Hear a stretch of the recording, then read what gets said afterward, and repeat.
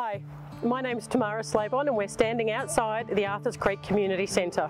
My name's Mark. Let's go inside and have a look.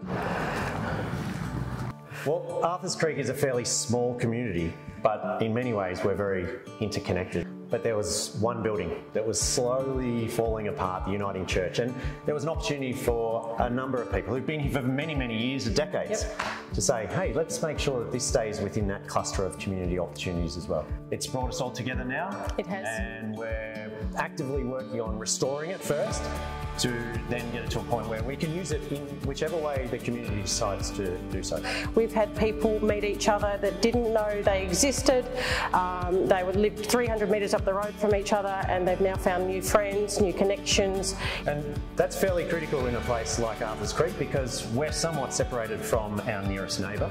And we're under threat at times from bushfires and other natural disasters, so we need to help each other. One of the nicest things about coming together is that we've all got a joint purpose in that we want to do this restoration, but as volunteers, we need a whole gambit of skill sets. We've had plumbers, electricians, people who love working in the garden have been focusing on what needs to be done outside.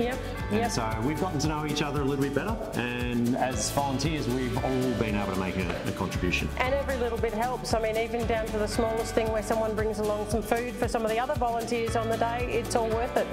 But one of the most satisfying things you can do with that little bit of spare time that you've got is connect with your community and come and volunteer.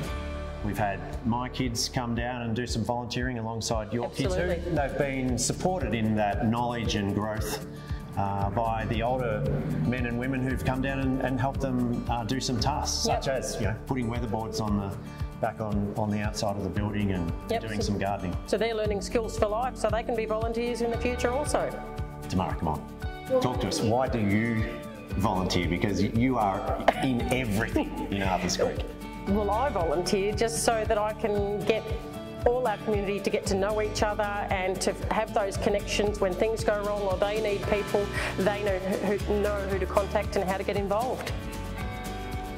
And with that, I'd like to say thank you for your volunteering to Arthurs Creek.